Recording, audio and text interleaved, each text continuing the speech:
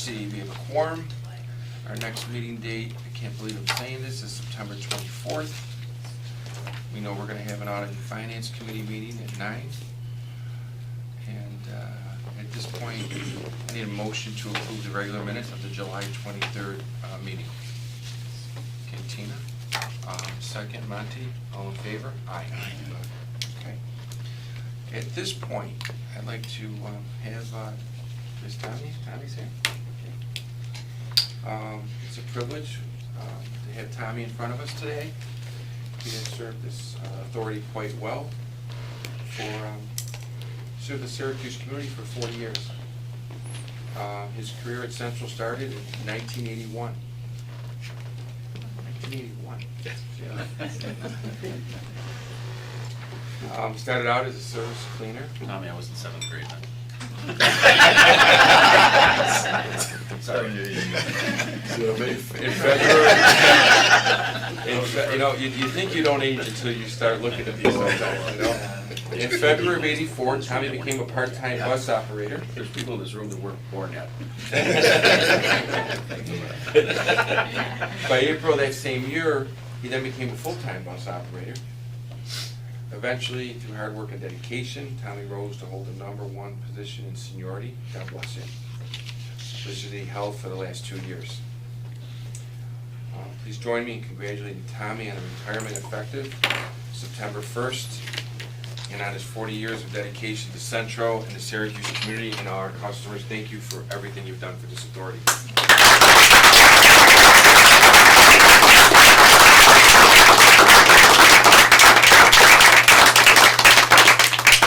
Let's see if we can move your wiggle there a little bit. Sure. I'm good. I know, you know.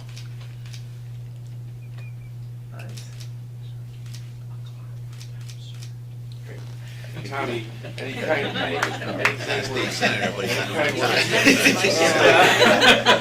just want to thank you guys for sticking with me, because it's been a few times where I was on the edge. So. We won't talk about those. Yeah, right. I didn't do it alone. I tell you, my father-in-law was a bus operator for a number of years, so I understand some of the problems and issues and challenges that you have when you come home, because we hear about it Sunday at dinner at my mother-in-law's house. So. They don't even invite me over any longer. Yeah, once again.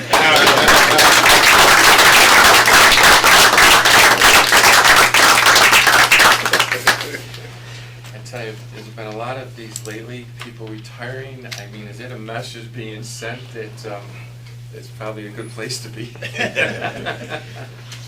Great. Enjoy retirement. Next is Brian with the Chief Executive Officer's report. Thank you, Mr. Chairman.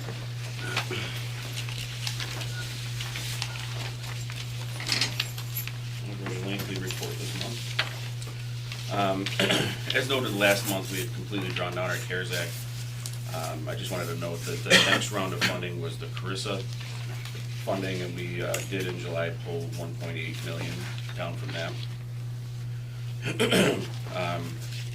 As of the writing of this report, we had 1 employee out. We're up to 3. Sorry. We have 3 employees out now due to COVID.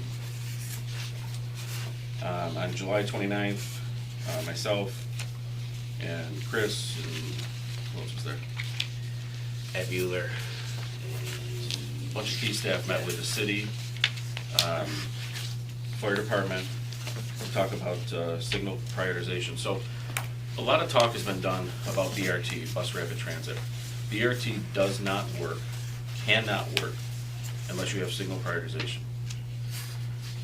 So what that means is, right now, City Fire owns that for the city. So a fire truck's heading down the street, they've got a device on the fire engine that turns a red light green.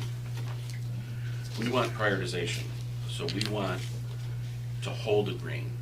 So when a bus is traveling down on a BRT route and the light's about to turn yellow, our signal would hold the green until we can get through it. Up until now, City Fire has been very reluctant to give up that control. They are no longer reluctant. We have an administration in the city that is, really wants BRT, and they're working with the fire department and telling them that, you know, you need to give up that control.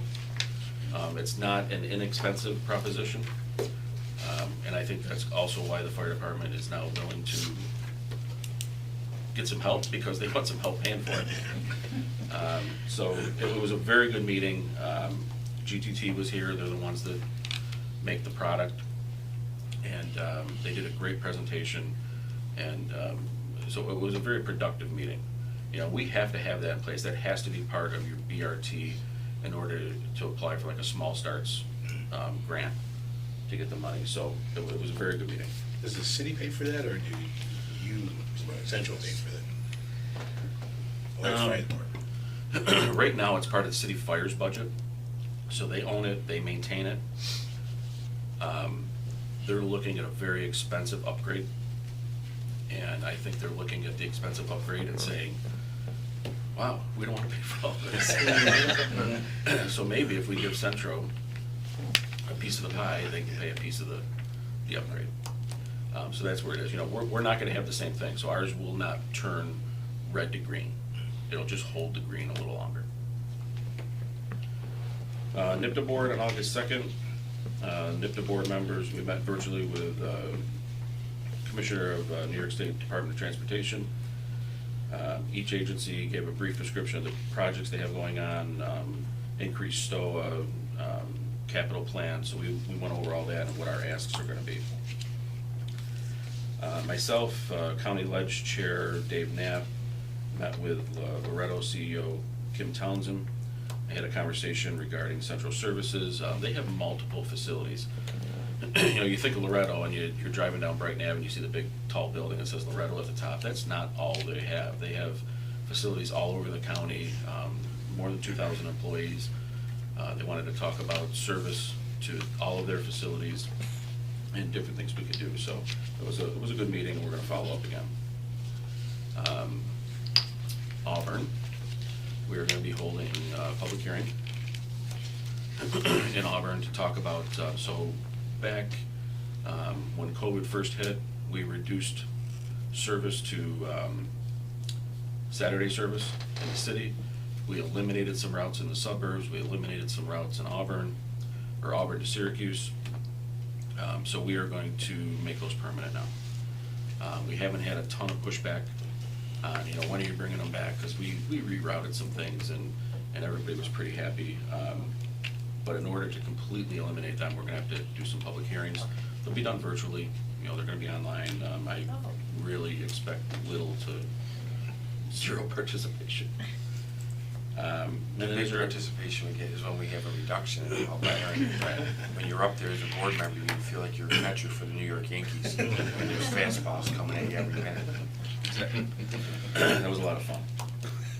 And then, as you're all aware, Senator Schumer was here and announced that we are receiving almost $19 million in additional capital funding over the next 5 years.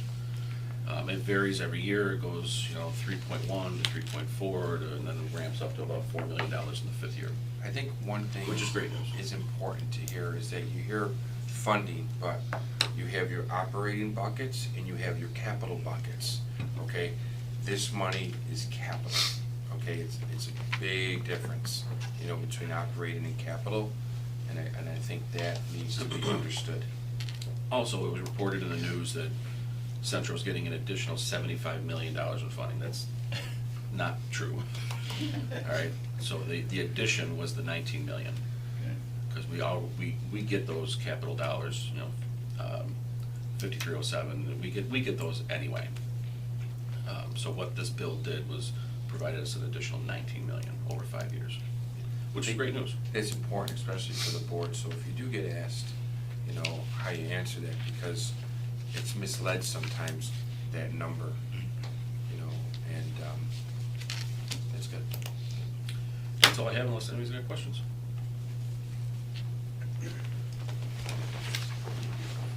All right, moving on to senior staff. Joe's excuse right today. He said- Yeah, Jeff was gonna be Joe. Oh, Jeff's gonna be Jeff and Joe. TJ. Thank you, Brian. Good morning, Mr. Chairman. Good morning, members. So today is welcome to opening day of the New York State Fair. So today we kick off the New York State Fair service. It's something we do year over year. This year, some slight or minor changes to what our service is. We've talked about that in the past as far as some extra service, from Oswego and Key counties, and some additional services on Onondaga County that are discontinued for this year. So it's being the first fair with 18 days, it's unexpected to what to expect. Typically on an average year, we move about 550,000 individuals over 13 days. So we'll see how that pans out this year in the middle of a pandemic and the rise in the Delta variant. We want to thank everybody, the operators, the mechanics. This is a huge lift for everybody to keep buses on the road. The more buses on the road, the more service we can provide to the fair. So I know they're under pressure from the mechanic side. And then of course, operators, this service is all above and beyond the service we put on the street.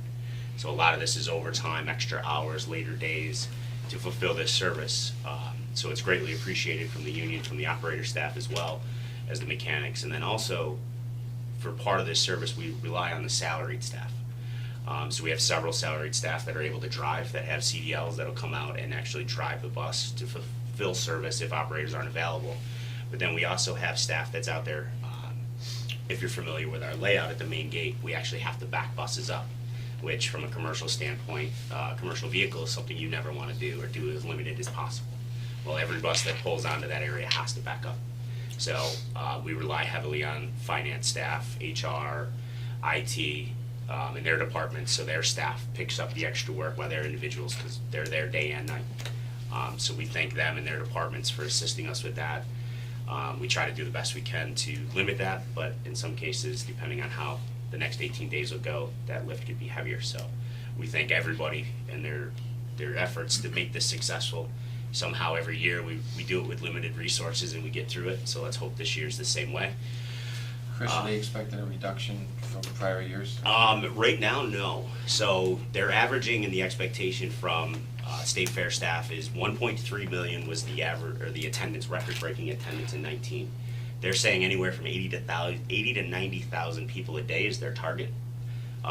We had some conversations with folks in Erie County, and right now during the Erie County Fair, they're meeting attendance records they had in 2019. Their restrictions are a little different. They didn't have restrictions similar we have here in Onondaga County for buildings required masks on the fairgrounds. So that could be a little different. And they don't rely as heavy on public transportation for their services out there, where we do here from the Orange Lot, Willis Ave, and then the Park and Rides, which require a mask. And that mask mandate was extended through the end of the year. So it was supposed to end September 13th, and right now it's through January. So some of those limitations might make it a little different for our fair, but we'll play it by ear as we go. We have masks on inventory. Hopefully, in case somebody forgets a mask, we have masks available for them to operate this as safe as possible. Secondly, last week on Thursday, I represented the Central Board and Brian on a panel for Leadership Greater Syracuse, which I think, Monty, you were alumni of a few short years ago. And it was a discussion on connecting people with jobs. How can public transit and actually childcare help connect people and get people back to work? It was a very interesting conversation and panel, great questions. We talked about how the Amazon service took shape and how they engaged in us early on to provide that service. It was very well received in conversations that we have routinely with developers in counties to talk about engaging with us earlier. Instead of building the facility and then asking for a bus to come, where can the bus go, and then we'll build there. So it was very engaging there, and hopefully we can get some success with that and help the community. And that concludes my report, unless there's any questions, Julie. Yeah, what about security and stuff like that? For the During the fair? So we have security that assists us. So at Destiny USA, we have Syracuse Police Department assisting us there for all 18 days. We have staff on the grounds from 10 a.m. to 7 p.m. They sell tickets.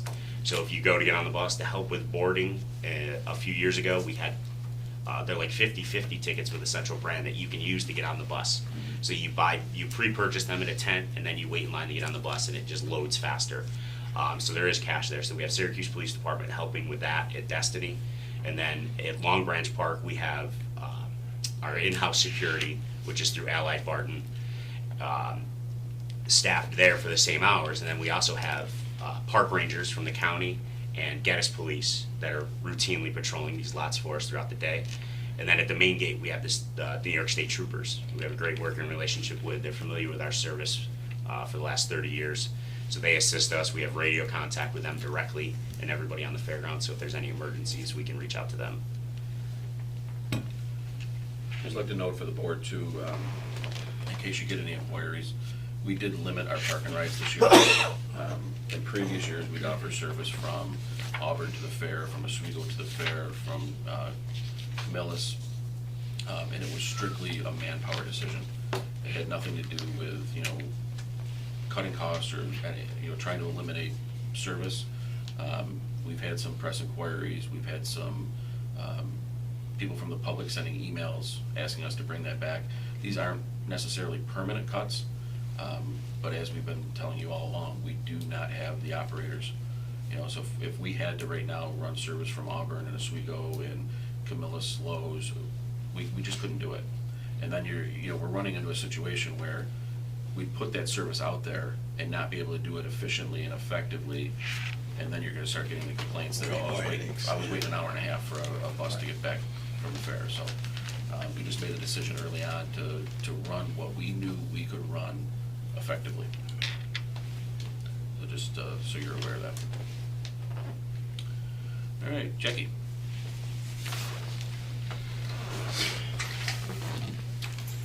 Good morning, everyone.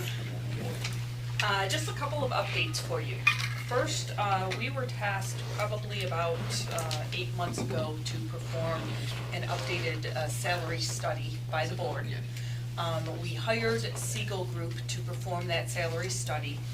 And at this process, it's moving along quite nicely. They've already gone out to market, they've done the comparables, they've plotted the employees on where basically their salary should be, and we expect them to be finalizing the report within the next month.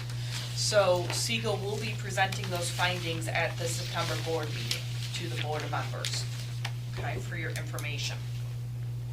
A second update on our recruitment efforts. When was the last time we did that had to be over 15 years ago? It was- Two. Yes, Yeah. it was almost 20 years ago. Okay, I knew it was a long time. So One of that's the why- findings, one of the findings was that the board should get a pay increase, so. Hey. I think you should try. Pressure's on you. 100% raise. Congratulations. 100% raise. The second update I have is our recruiting efforts. Last month I basically indicated that we were going to start questioning our applicants on where they were really hearing about Centro and coming in. We've found that we've gotten a few recruits from the advertising campaigns that we do have out there, and also a number from Indeed that have been coming in.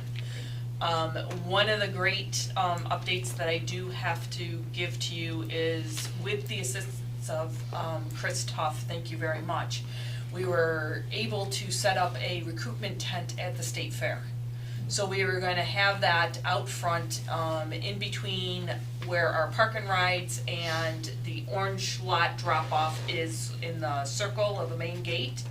We're gonna have a recruitment tent there along with a couple of HR staff a few days a week, just to see if we can get some more drivers, maintenance, whatever we're hiring for those positions. So thank you again, Chris, for that opportunity. And that concludes my report. Any questions? Very good, good job, Jim. Okay, thank you. Steve? Good morning, everybody. We'll start off talking about ridership, topic that I'm very interested in. Compared to this time last year, we are up 5%, which is good. Not great, but it's good. Keep in mind that last year at this time, Utica and Rome were operating with free fares. So our ridership in those locations actually went down a little bit. And we anticipate that that will catch up and normalize over the next couple of months. Overall, our ridership in the month of July was down about 46%. But there was an additional weekday last year and in 2019. So when you normalize it, it's probably 44-45% where we're down. It's starting to trend up. I'm into the data daily. The last week or so, we're getting a little bit of a hit, but I believe that's probably due to the Delta variant, some of the rising cases and people not traveling as much as they normally have. But we are seeing, as I've said, it's going to be a slow, long haul to get back up to where we were pre-pandemic. But we are making some inroads with schools coming back in person, colleges and high schools. Those numbers should start to build up, I believe, as support staff for those universities and the schools will begin riding again. So we hopefully in September start to see maybe a significant return to the ridership numbers. I'm wondering if there's a correlation with a lot of people on unemployment that could have been taking our service if they were working, but since they're not employed, they don't need the service, of course. So I wonder if it'd be an interesting. I'm sure that's a piece of it. Yeah, there's a lot of factors that go into it all. We're hopeful that September we'll start to see a little bit of more of a turnaround. That will tell us a lot. So I am hopeful. Other than ridership, from a marketing perspective, we're active on social media daily. We're promoting our, the ability, our open positions, whether it be servers or cleaners and mechanics, drivers. We began amphitheater service to the concert series that has resumed this year. We carry anywhere from 50 to 200 people to and from the concerts from our downtown hub, depending on what the attendance is for the various concerts. Promoted our State Fair Park and Ride. I've been doing interviews with local media on our service for the past couple of days or a couple of weeks. So we've been promoting that. We've promoted the IU1 hearings, the public hearings and public meetings. We've been in attendance as well. So it's a busy time for us with all of the things coming together and school and colleges resuming in the coming weeks. So anyone have any thoughts? Oh, and in addition, I'd like to introduce a new member of our staff. Bren Dice joins us from Savannah, Georgia. She will oversee our special projects. She will be very involved in our getting into bus rapid transit, on-demand services, bike sharing program, potentially looking at a system redesign as well, and IED1. So Bren has been here about a week. She's getting acclimated very quickly, and jumping in, running as she begins here. So, Welcome. Welcome. Welcome. Did you bring a coat? No, I may have to go shopping. Any questions for Steve? Thanks, Steve. Michael?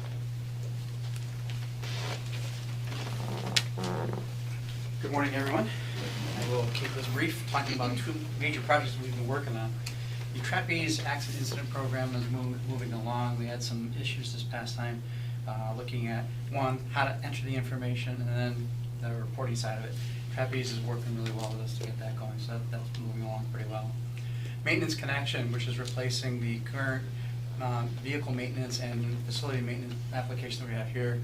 We got into testing for the work order aspect of it, and also the requester side. Requester is the spotters booth out here that'll let maintenance know if a bus comes in, there's something wrong, so on and so forth. We're beginning to see some progress in that, but also questioning some of the things that we're doing in that process. So it's kind of exciting to see others getting into it and saying, hey, how about can spotter do this, or can a foreman see this interface for it? It's kind of energizing to see them do that, quite honestly. What I hope to be able to do next month, and I was talking to Jeff about this earlier, is to present to you what the difference is, what they're using the green screen, if you will, from the AS400 to the web interface that they're doing, to kind of give you an idea of what that actually looks like, and hopefully simplifying it for the mechanics as well as the foreman and right on down the line through that process. We have some template information that we still need to through import, which we hope to have done next week. And we'll be able to further test it all the way from procurement to inventory to work order and all that kind of stuff between now and the next board. That concludes my report at this point. Any questions? Good. Thanks, Mike. And Jeff, with the Joe Jeff report. That's it. Joe DeGray was excused from the meeting today. He's out operating fair. Good morning, everybody. As for Joe's report, the ATU 580 membership, which consists of drivers, mechanics, and service cleaners from Syracuse, Keega, and Oswego, have voted down 2 tentative agreements. One was for a wage only, 1-year wage only, and the other one was a 3-year full package. Effective July 1st, they have sworn in a new board, and August 6th, we've exchanged our packages, and we're looking to renegotiate in the future. Now, we were waiting, since the board report was written, we were waiting for more information. We have received that, and mid-September, we will update everybody how progress goes. And as for my report, new buses. On August 9th, we had a pre-production meeting was held between Centro staff and Gillig bus staff. We're looking to replace 18 CNG buses, 40-foot CNG buses, and 5 40-foot diesel buses. And these buses are past Jeff, their can you useful life. just give them a little background on the process? You know, how long it takes from the time we decide we need new buses and... It's months. For instance, we just did this meeting on August 9th, and we're not gonna get the buses until April. And we sit down with a crew of people, which includes foremen and management staff. And the reason why we bring foremen in is because when you do a bus build, it's not like going down to a car dealership and you find the vehicle you like with all the features. It's pretty much a shell, and you're adding everything. Engines, transmissions, glass, floor, seating, you name it. It's all, it's a pick and choose and whatever's best. The foremen usually work with these buses all day long. They know what works, within reason, you know, because prices have to do with it. So, yeah. But it goes into full detail. We're in here for hours on hours, and, you know, we're just picking and choosing, and then we have to come back and sometimes do it twice. Okay? Can you get your bus from anywhere, or do you gotta use state contract? Right now, we have a contract with Gillig. We put it out as a 5-year contract. Okay. And there are 3 big bus manufacturers. You've got Nova, Gillig, and New Flyer. There are other ones out there with smaller buses, 30-footers. But right now, this is the Gillig bus contract for the next 5 years. And the production will start in March, and we're looking to have delivery within April, probably May. And that Right, so this is just a pre-meeting stuff. Right. And when they start producing it and building the bus, that's a 12 to 15 month Yeah. process. In addition to that, we send an employee out there that watches the build the whole time to make sure it's done right. And that's located in California. That is in California, over by San Francisco. That could be. We could, We know about buses. we shouldn't be taking people offline to do that. That's salary savings. We could help them. Yeah, give me a checklist. So the bus is driven. That's right, yeah, 3,000 miles when they get here. It's breaking in. It is. It's Nothing compared to breaking the in. 350,000 miles they got on them when they're done. The buses that we're replacing, how old are they? They're 12 years old. Yeah, they're past their useful life. Some are held in our contingency fleet, Yes. not all of them. One question, how long it took, you know, that, where you put your money in there, what you call those things, you put the money in? Fare box? No, but you put your fare in, you used to have the old, what you call that thing? It's a fare box. The fare box. How long did you get this new one? Because I'm so used to the old one, and now you got. It's been here They- for years, How long have we had the new one? Yeah. Oh, gosh. 12 years. Yeah, mid-2000s. When did we go to the Odyssey Fairbox? Do you know? No. Yeah, like, the electronic fare box began about 1998, 99. Oh, was it that It's been far? upgraded a couple of times. Yeah. Right, so from the upgrade, maybe that's, you know, from the upgrade, when was the last From upgrade? the upgrade was 2013. 13, yeah. Yeah. Been that long? Then hopefully in a couple months, we'll have another added upgrade. Yeah. Sometime in October, November, hopefully we can go live with it. Do the Is buses that the come? being able to scan from the phone? Mhm.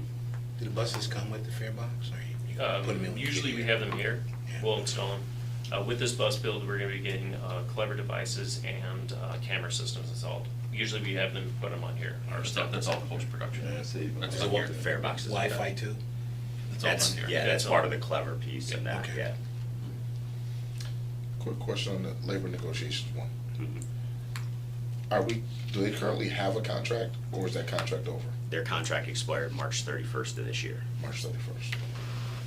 Okay. but we hold over that.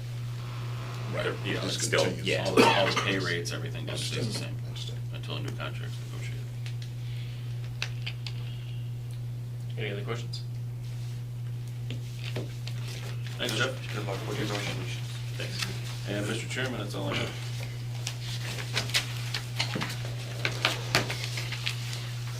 Okay, so I wanted to talk a little bit about, I'm gonna pass around and I'll stay after the meeting if people got questions.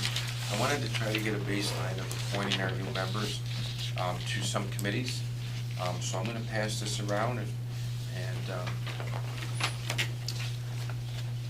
you can take a look at it. We can talk after the meeting if any, just to get you going into some committees. And as time goes on, you will get more work for the same price.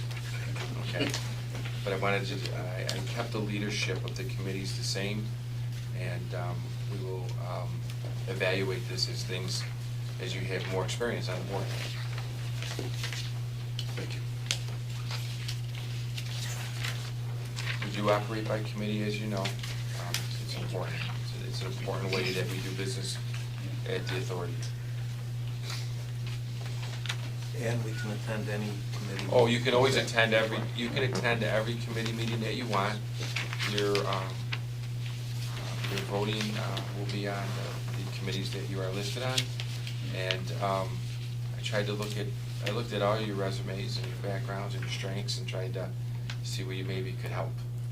And you are helping us a lot because we have had a limited board for so long, and it was really, and I commend my colleagues that hung in there, and can't thank you enough for serving as a public service. And believe me, it'll be well worth it as you see people's lives being made easier because of the service that we provide. Any other questions? Any old business, anybody? Oh, audit, I'm sorry. What does it mean when you have more than one committee? What's that? Is it on purpose that we're on more than one committee? Oh, yeah, Double pay. Yeah. So the only thing I forgot is That's that. I was retired, right? I said it out loud, right? Okay. The only thing I gotta take care of here, because it was such a small committee, I almost forgot about it. Audit and Finance, we had a motion we brought to the full committee the full board to adopt the insurance renewals. John gave a nice overview with that. It's about a 12% increase from prior year, but we also increased the baseline and insured value of approximately $145 million. With that being said, I need a motion to adopt this. Okay, Robert, second, Tina, all in favor? Aye. And also Linda and her team put together a great finance report. And the numbers seem to be very well for the position we're in right now. At that point, a motion was made to bring it to the full board for adoption, and a motion to move that. And Monty, second, Darlene, all in favor? Aye. Any other business, any other comments, anything? Okay, thank you, and we'll see you, meeting adjourned next week.